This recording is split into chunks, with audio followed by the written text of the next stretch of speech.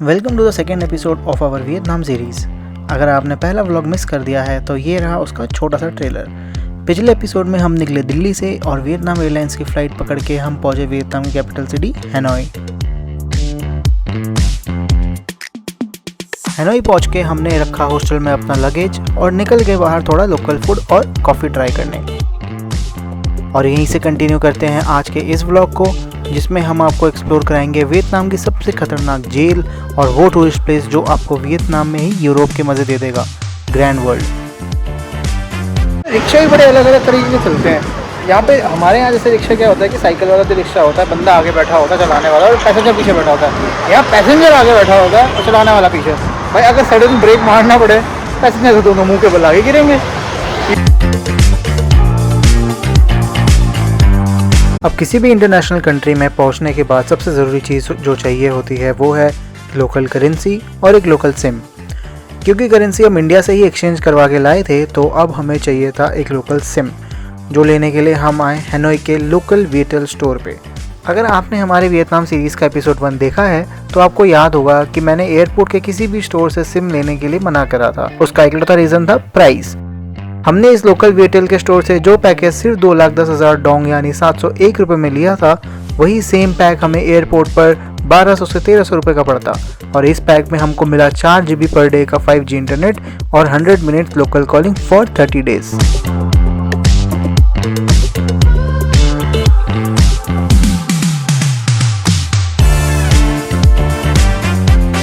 SIM लेने के बाद हम दोनों ने पकड़ी ग्रैब कैब और सिर्फ 15,000 डोंग यानी 50 रुपये में पहुंच गए हुआ लो प्रिजन।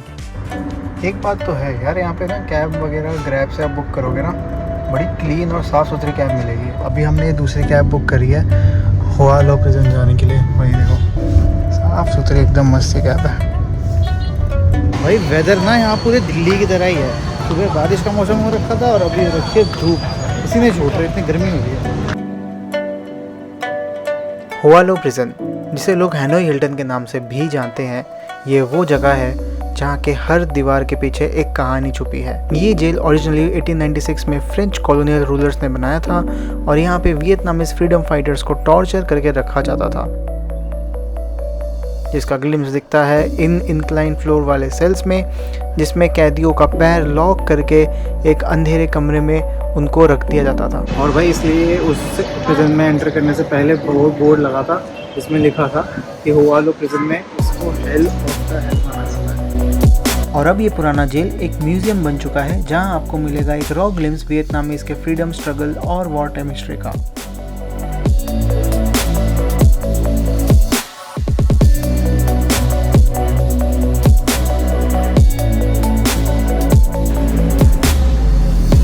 तो भाई ये जो गेट देख रहे हो ना, ये है मेन गेट इस प्रिजन का। मतलब अभी तो नहीं चल रहा। कुंडिया देखो इस गेट की कितनी मोटी मोटी, देखो मेरा हाथ। जिनको यहाँ से भागना था उनका रास्ता भी कोई आसान नहीं था।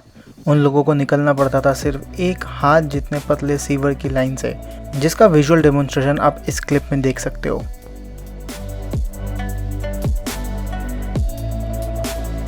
देखो जो मैंने आपको पीछे दिखाया ना, वो कैसे सुरंग काट काट के यहाँ से प्रिजनर्स निकल रहे थे। ये देखो यहाँ पे डेमोन्स्ट्रेशन दिया हुआ है कैसे निकल रहे थे, कितने छोटे छोटे रास्ते से, और ये सब ऐसे जाले वाला को काटते हुए। ये देखो भाई, ये है फीमेल प्रिजनर, लड़कों वाले से ज़्यादा सही है। Very thoughtfully they have kept it like कि पतले गेट्स की भाग ना पाए कभी कोई बात है। आगे चल के हम पहुंचे उस रूम में जहां पर रखी थी उस टाइम की सबसे खतरनाक सज़ा देने वाली मशीन। तो भाई ये है वो वेपन जिससे गला काटने की सज़ा दी जाती थी। ये बेंच है, यहाँ बंदे को लटा के, फिर तो आप समझ ही सकते हो। और सिर्फ यही नहीं, प्रिजनर्स को एग्जीक्यूट करने के बाद उनके हेड को विलेज में लटका दिया जाता था ताकि फ्रेंच अपना खौफ बना के रख सके। चलो बेटा मत खोल दरवाजा, बाहर आ जाएंगे लोग।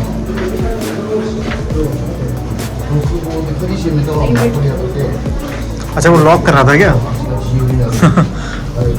ये देखो भाई, दीवारें वारें टूटी पड़ी हैं और ऐसे सब प्रिजनर्स देखो।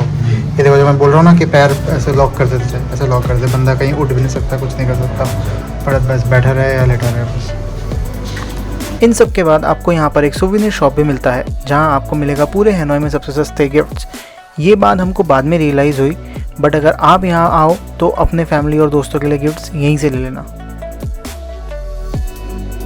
भाई सोवेनियर शॉप पे आपने बहुत अलग अलग तरह की चीज़ें देखी होंगी। यहाँ की जो अलग चीज़ें जो हमने स्पॉट किया ना वो मैं आपको बताता हूँ। ये वाली पेंटिंग देख रहे हो, ये सारी राइस से बनी हुई है।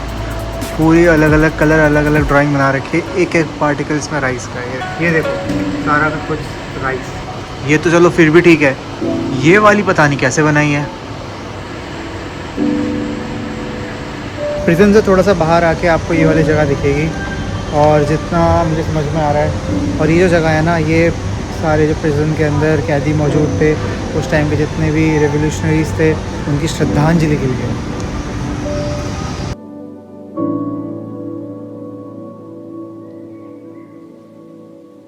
प्रिजन से बाहर निकल के अब टाइम था लंच का, जिसके लिए हम पहुंचे हनोई के इंडियन रेस्टोरेंट नमस्ते हनोई, जहां घुसते ही हमें बप्पा के दर्शन हो गए।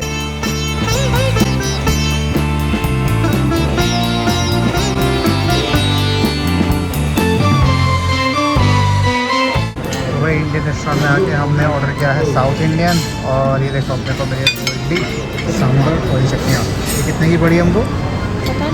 80,000। लंच के बाद थोड़ा ब्रेक लेके शाम में हम निकले अपने अगले डेस्टिनेशन ग्रैंड वर्ल्ड, एक न्यूली मेड टूरिस्ट प्लेस जो है यूरोप और कुछ और देशों का लुक अलाइक। तो भाई हम लोग यहाँ पे ग्रैब पकड़ के आ गए हैं ग्रैंड वर्ल्ड, और बहुत ही मशक्कत के बाद एक डील क्लोज करी है हर्षिका ने। लैंग्वेज बैरियर, यहाँ पे लोगों को समझाने में इतना टाइम लग जाता है। 10 रुपये की चीज़ 5 रुपये तक लाने में इतना टाइम लग जाता है। तो भाई फाइनली जैसे तैसे करके एक अपनी ट्रैम कहते हैं, क्या कहते हैं, मैं तो उसको ई रिक्शा कहूँगा, क्योंकि ऐसी वाली जो गाड़ियाँ है ना, ये इस पूरे एरिया का टूर कराएगी। जहाँ पे रुकना है आपको वहाँ पे रोकेगी। पहले भाई इन्होंने, इनका आस्किंग प्राइस था 100K Dong for each person, चारों का 400K, बट हमने इसको जैसे जैसे क्लोज किया 300K फॉर 4 पर्सन, जिसमें सिर्फ हम ही जाएंगे और कोई नहीं जाएगा। और जहाँ पे रोकना होगा वहाँ पे रोकेंगे, मतलब जहाँ पे हम रुकवाना चाहते हैं वहाँ पे रोकेंगे, फ़ोटो वोटो खिंचवाएंगे, आराम से घूम के आएंगे। फाइनली गाइस अपना ई रिक्शा आ चुका है। कैसा लग रहा है गाइस? गुड़गांव के ई रिक्शा में बैठ के देखो कितनी क्यूट सी गाड़ी चल रही है यार यहाँ पे रोडों पे।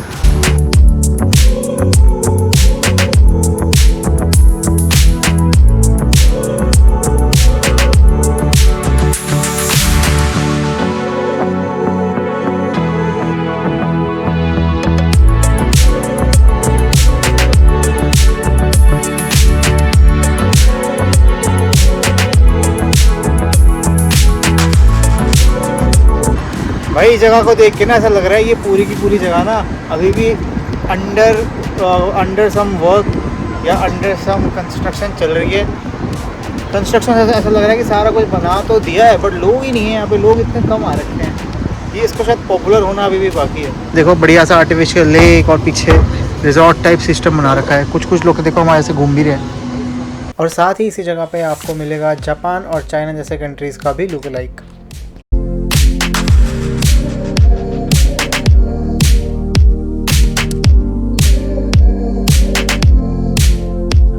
पर जिस जगह लोग सबसे ज़्यादा आना पसंद करते हैं वो है look like the most popular Venice city का।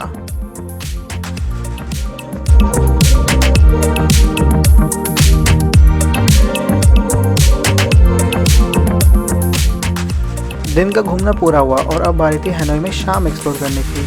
क्योंकि हमारे पास लिमिटेड टाइम था हनोई में, इसलिए हम जल्दी से ग्रैंड वर्ल्ड से निकले और वापस पहुंचे हनोई के ओल्ड क्वार्टर एरिया में, जहाँ पे था अपना हॉस्टल और हनोई का नाइट मार्केट। तो भाई शाम होती अलग रौनक निकल गई है शहर की, पूरी एकदम बढ़िया स्ट्रीट मार्केट लग चुकी है। यहाँ पे देखो सारे तरह के कपड़े वपड़े सब मिल रहे हैं। यहाँ पे देखो परफ्यूम मिल रहे हैं बाहर दुकान के, यहाँ पे मेरा देखो परफ्यूम ले रही है, एकदम सनसेट भी चुकी है। अगर आप हनोई में हो तो यहाँ के लोकल मार्केट्स, रेस्टोरेंट्स, कैफ़ेज़ और बीयर स्ट्रीट को इवनिंग में एक्सप्लोर करना एक मस्ट हैव एक्सपीरियंस है।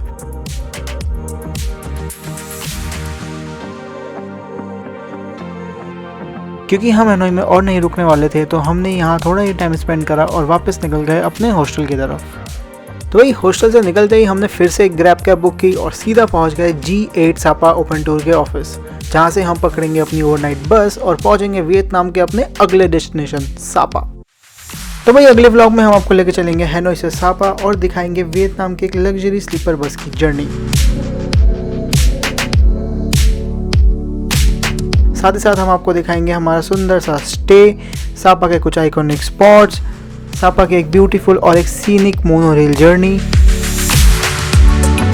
वियतनाम की one of the longest cable car ride, और ये सब करके हम पहुंचेंगे इंडो चाइना रीजन के टॉप मोस्ट पॉइंट फैंसीपैन।